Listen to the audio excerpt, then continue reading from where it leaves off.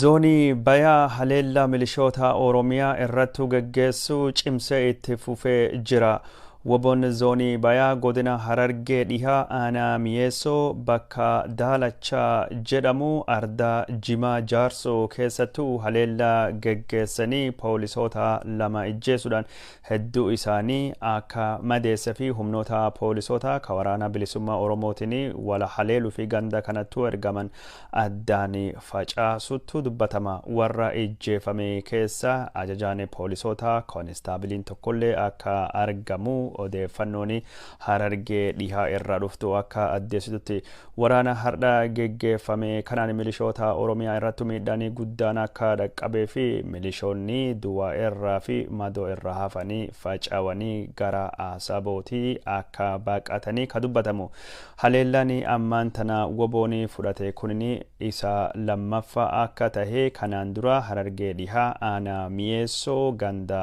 Asabootii bakka ittisa roorroo jedhamu keessattuu haleellaa wal fakkaataa hidhattoota Oromiyaa irratti geggeessuun woboon nama 5 ajjeesuun gabaafame ture. Woboon haleellaa kana dhaqqabsuu ka jalqabee basaasa magaalaa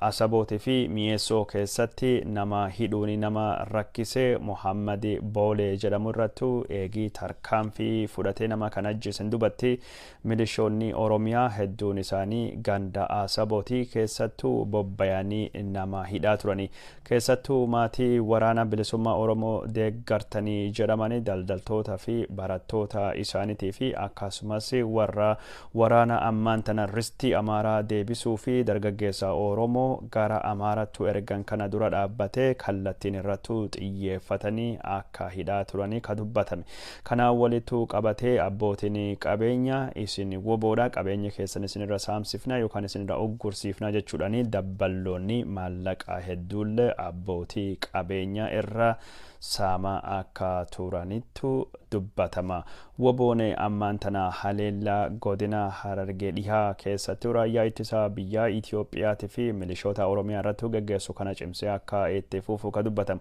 Woboon duulota adda addaa Oromiyaa keessattuu ka geggeessaa jiru yoo taatu duulii ammaan tana Harargee dhihaatii fi bahaa keessattuu ka jalqabe woboon zoonii bahaa kunini isa kaan irra haarawaa yoo tahu haleellaan gande kanattu yookaan naannoo kanattu geggeeffamu karaa fi baabura Itiyoophiyaa fi Jabuutii walitti fiduu cufuu danda'a jechuudhaan yeroo ammaan tana biltsiginnaan Oromiyaa raafama hamaa keessa seenutu dubbatama.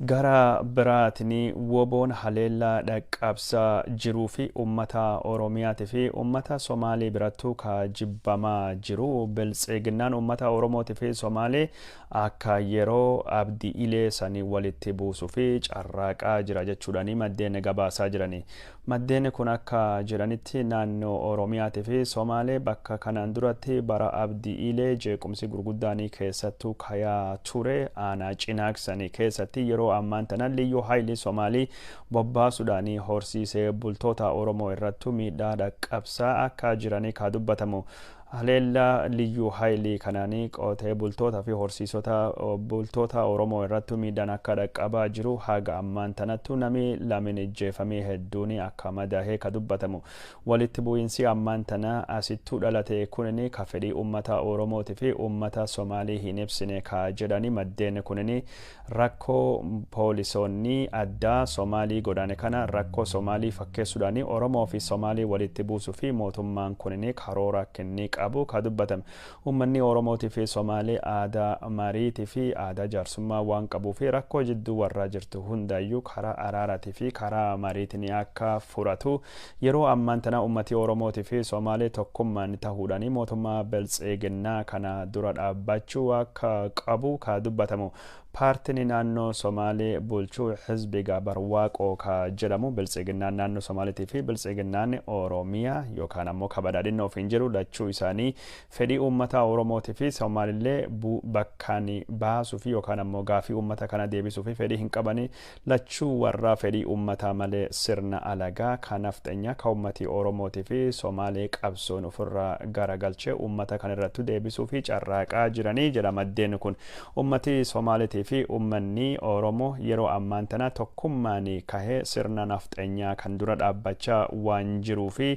uummatii biltsiginnaa yookaan ammoo hoggansii biltsiginnaa uummatii Oromootii fi Somaalee tokkummaan sirna dullachaa durii kan mootummaan Abiy Ahmedii biltsiginnaa deebisuu barbaadu dura waan dhaabbateef tokkummaa uummata kana cabsuu fi yeroo ammaan tanatti uummata kana jidduutti akka rakkoon dhalattu karaa liyyuu haayilii isaatiin socho'aa jiran kanaan durallee uummata Oromootii fi Somaalee walitti buusuu fi abdii iideetiin karaa suniin warri Itoophiyaa bulchaa jiran carraaqanii uummati Oromootii fi Somaalee waliin dhabne ni fashalaa'e kunilleen kaammaan tanaa biltsiginnaan Oromoo fi Somaalee wal dhabsiiftee aangoo dheereffachuu fi carraaqxu tattaaffii uummataatiin akka fashalaa'uu fi uummanni bal'aan waan kanarraa gurra cufatee shira biltsiginnaan Oromoo fi Somaalee walitti buusuu kana akka irra aananittu dhaamsii darbaa jira. Ummati Oromootii fi Somaalee aadaa, amantii fi wantoota hedduun warra wal fakkaatu yoo ta'u lachuu isaanii seenaa Itoophiyaa keessattuu miidhamuu fi cunqurfamuun kan wal fakkeessu yoo taate sirna Haayile Sillaasee, Mangistuu Haayile Maaramiitii fi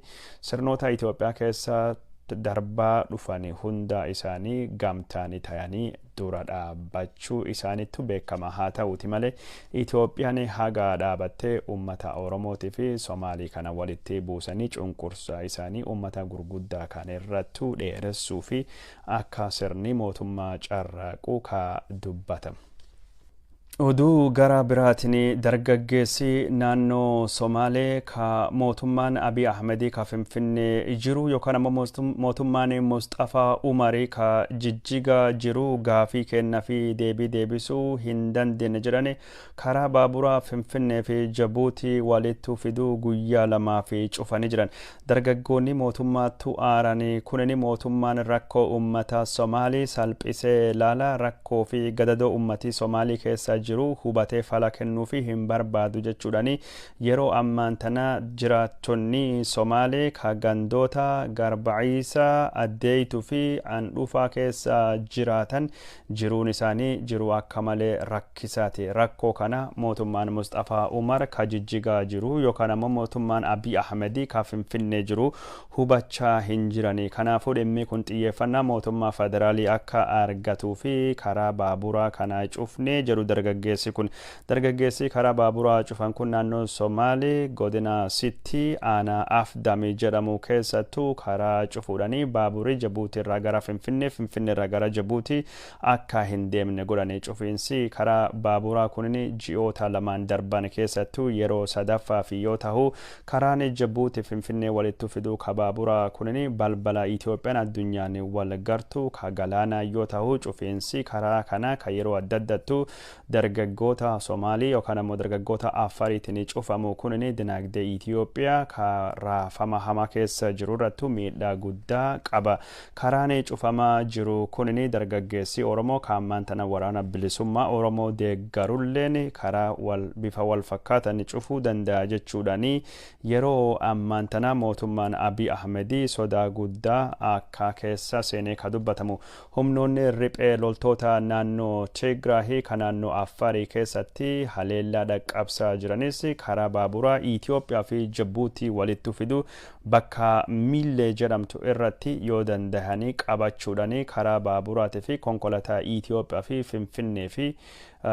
Jabuutii walitti fidu kana huduu akka barbaadanii ka dubbatamaa jiru. Oduu gara biraatiin naannoo Somaalii keessa paartileen socho'anii ka falmitoota filannoo kijiba Abiy Ahmedii naannoo Somaaliitti qopheessaa jiru irrattu hin hirmaannu jechuun isaanii dhagahamee jira. Filannoon torbaanotaan dubattu naannoo Somaalii keessatti geggeeffamu kunini filannoo bilisaatii fi walaba jennee hin yaannu. Filannoon kunini abbaa irrummaa sirna dullacha durii warra deebisu barbaadu eettefsiisuu fi ka qophaa'ee malee fedhii uummataa Somaalii bifa dimokiraatawaa taheen ka mul'isuu danda'u miti ka jedhanii paartileen falmitoota naannoo Somaalii kun filannoo gosa kana ka dorgommii homaatu hin qabne ka biltsiginnaa Somaalii muuduu fi nama tokko sadarkaa federaalitti ammoo mootii torbaffaa godhuu fi geggeeffamu kan keessatti Somaaliin hirmaachuun cunqursa Somaalii irratti geggeeffamaa jiruu fi beekamtii kennuu fi rakkoo uummata Somaalii dheeressuu malee filannoo gosa kana geggeessuun faayidaa waa takka hin qabu jedhan. Filannoon naannoo Somaalee kun kan geggeeffamu fulbana 30 bara 2021 yoo ta'u filannoo Itoophiyaa keessatti baatii waxabajjii keessattuu geggeeffameen teessoo paarlaamaa kan irratti dorgome keessa harka dhibbaa keessa 96 mo'achuudhaanii mootummaa hundeessuu deemaa jechuudhaanii paartiin biltsiginnaa labsuun ni yaadatama. Paartileen naannoo Somaalii keessa socho'anii keessa paartiin jalqaba ka filannoo kana akka hin hirmaanne ka dubbate paartii walqixxummaatii fi bilisummaa yoo taatu paartiin ONLF jedhamu addi bilisummaa biyyaalessaa Ogadenis filannoo kana keessa bahuu akka dandayu hagammaan tana murtii akka hin dabarsinetu haala jiru paartii kana hojii raawwachiistuun isaa gamaggamee filannoo kana keessa bahuu ni dandaya yookaan ammoo filannoo kan keessattuu hirmaachuu dhiisuu ni dandaya jedhamee dubbatamaa jira. Beenishaangul Gumuzii keessattuu ajjeecha sukkanneessa dhalataa Gumuzii irrattuu faannoo Amaaraatii fi milishoota Amaaraatiin geggeeffame kanaan durattuu gabaasne turre. Dhalataan Beenishaangul Gumuzii kunin yeroo ijjeeffame turee fi isaa lafirraa hirkifamuudhaanii faannoon Amaaraa sirbaa turanii aayiloogaa jechuudhaanii Itoophiyaan hardhasii dabarte jechuudhaanii Itoophiyaan biyya goototaati gootummaa kenna agarsiifna jechuudhaanii nama kana gocha garaa jabeenyatiin sirba jechuun cidhaa fi heerumaa irratti sirbamu sirbaa reef isaa lafirra hirkisaa turanii ammaan tana odeeffannoon Beenishaangul Gumuzii irraa dhufaa jirtu ajjeecha nama kana akkamiin akka inni dhalatee haala addeessutu jira. Odeeffannoon Beenishaangul Gumuzii irraa dhuftu akka dubbattutti Beenishaangul Gumuzii bakki ajjeechaan kun keessattuu tahee godina Matakkale aanaa Dibaaxee yoo tahu bakki namtichi kun ijjeeffame Barbarakka jedhamtu dubbatama. Bakka Barbarii kanattu kanaan dura milishoonni naannoo Amaaraa konkolaataa 30 olii tayanii godina Amaaraa Awwii jedhamu magaalaa Chaagnii irraa fe'amuun dhufanii poolisoonni naannoo Amaaraatii fi faannoon Amaaraa konkolaataa 30 fe'amee Beenishaangul Gumuzii dhufe kunini Beenishaangul Gumuzii keessatti nagaa eegsisuu fi akka bobbayanii olaantummaa seeraa kabachiisuu fi akka bobbayanii miidiyaaleen adda addaa kan mootummaan walitti dhufeenya qabanii fi mootummaaleen biltsiginnaan Amaaraa gargaaruu dudubbachaa turanii. Odeeffannoon Beenishaangul Gumuzii irraa dhufaa jirtu akka addeessinetti pirezidaantiin Beenishaangul Gumuzii Alshadli Alhassanii fi ageenyoota shaagarii magaalaa Bahar Daarii keessattuu wal arganii turanii. Kaayoon sunini hariiroo fi akkasumas walitti dhufeenya naannoo Amaaraatii fi Beenishaangul Gumuzii jidduu jiru fooyyessuu akka tahee waliigalteen Amaarii lafa gaafatanii ka Beenishaangul Gumuzii godina Matakkale Restii jedhu kana akka dhiisan Ashadli Alhassanii gaafatullee dhiibbanii biltsiginnaa paartii Abiy Ahmed irraa godhame naannoon Amaaraa dhimma ristummaa yookaan ammoo dhimma suni deebisuun durattu ajjeecha namoota ka Beenishaangul Gumuzii keessattuu riphee loltoota Gumuziitiin geggeeffaman dhaabsisuu waan taateef akka milishoota fi faannoon Amaaraa achittuu bobba'ee humnoota badii ergamtoota juntaa ka tayanii warra Gumuziitii fi warra shanee barbadeessanii waliigaltee irra dhaqqaba jechuudhaan dhiibbaa guddaa irratti godhame bu'uuruma dhiibbaa godhame saniin Ashadli Alhassani fedhii isaa malee waliigaltee naannoon Amaaraa akka waraanaa fi faannoo fi milishoota isii gara Beenishaangul Gumuziitu bobbaastu irratti waliigalanii. Waliigalteen sun eegi mallatteeffameen duubatti konkolaataa 30 oli waraanii naannoo Amaaraa godina Awwii magaalaa Chaagnii Injibaaraatii fi magaalota adda addaa irraa gara sunittu akka bobbaanii ka dubbachaa jiru. Bakki isaan itti bobbaanii gandoota kanaan dura riphee loltoonni Beenishaangul Gumuzii haleella guddaa keessattuu dhaqqabsanii milishoota Amaaraatii fi faannoo keessa baqachiisanii bilisoomsanii ganda akka Doobbatii fi Sargaa jedhamu ka godina Matakkalaana Dibaaxee keessattuu argamu jedhama. Ganda kan keessatti faannoo fi milishoonni Amaaraa eegii bobbaaniin dubattu haleella uummata nagaa irratti dhaqqabsuun namoota hedduu akka miidhanii qabeenya hedduu akka mancaasanii maasaa fi manneen jiraattota gubuudhanii uummata gumuzii irratti miidhaa qabsaa turan jedha odeessan achirra dhufe. Uummati gumuzii kan naannoo kana jiraatu waraanii kun dhalachuun durattu riphee loltoonni isaanii kan baadiyyaa bilisoomsanii isinittuu gargaara, isinittuu odeeffannoo fi nyaata fi wantoota riphee loltoota barbaachisaa kana kennaa fi dhiyeessaa jirtanii yoo riphee loltoota kan of keessa loltanii hin baasne adabamuu qabdan jechuudhani mootummaan Biltsiginnaatii fi mootummaan Benishaangul Gumuziitii fi komaande poostiin Abiy Ahmedii kan naannoo kana bulchuu tarkaanfii gosaa kan uummata Gumuzii miidhuu irratti fudhachaa ture. Bu'uuruma kanaani uummati Gumuzii ka baadiyyaa jiraatu gara magaalattuu akka hin dhufne labsiileen dabarfamuu baatu dhorkame. Uummati Benishaangul Gumuzii ka gara magaalattuu dhufuu dhowwame kunini akka gabayaa bitachuu hin dandeenye, akka mana yaala dhufe yaalamuu hin dandeenye, akka tajaajila mootummaa dhufe argachuu hin dandeenye magaala wanni jedhamu konkolaataa wanni jedhamu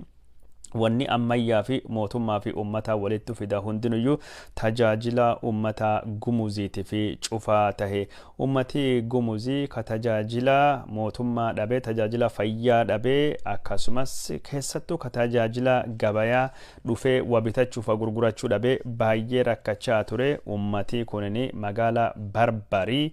ganda Barbarii jedhamtu gabayaa guyyaa dhaabatte san keessattuu meeshaa bitachuu fi gurgurachuu fi achi dhufe. Yeroo ummati murtii mootummaanii dabarsee ka ummati Benishaangul Gumuzii gabayaa hin dhufina jedhu sanii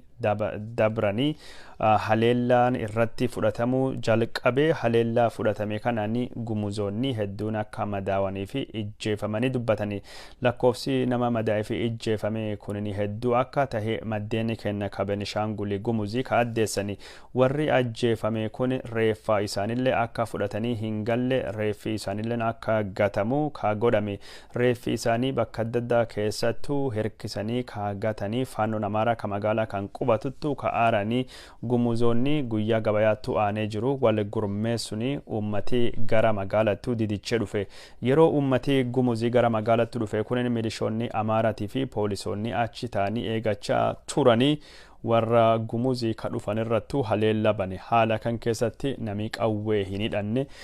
yookaan ammoo nami miidhaa waa takka hin dhaqqabsine harka duwwaa reeffa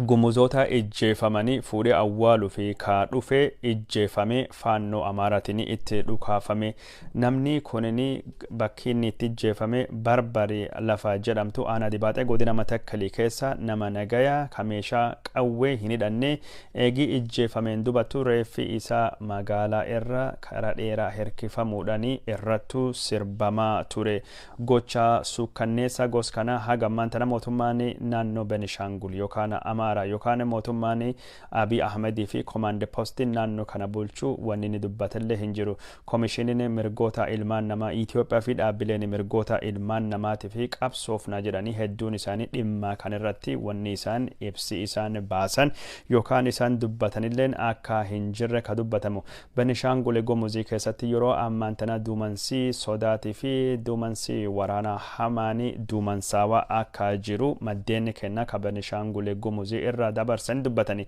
Benishaangul Gumuzii godina Matakkalii aanaa Dibaaxee kan keessatti yeroo ammaan tana faannoon Amaaraa hidhaa fi duula ummata doorsisuu guddaa geggeessaa akka jiru qabeenya daldaltoota warra Amaaraa hin taane akka saamaa jirullee ka dhagamu. Dhalattoonni godina Gumuzii godina kana keessatti godina Matakkalii kana keessattuu hidhamaa jiranii harki guddinni ummata magaala jiraatu ka afaan Oromoo dubbatan akka taate ka dubbatamu. Warra ammaan tana hidhamaa jiran keessa maanguddoonni umrii 80 obbo Habtee Qana'aa namni jedhamulleen akka jiru ka gabaafamu. Odeeffannoon kun akka dubbachaa jirtutti magaalota keessatti Oromoon qofti baay'inaan hidhamaa ka jiranii fi gumuzoonni magaalaa keessa jiraatan duruu lakkoofsan xiqqoo waan ta'aniif fi waan ammaan tana haleella amaarii san irratti geggeessaa jiru sodaatanii fi gareen isaanii gara baadiyyaattu yoo godaanan gareen isaanii gara Suudaaniittu baqachuutu gabaafama.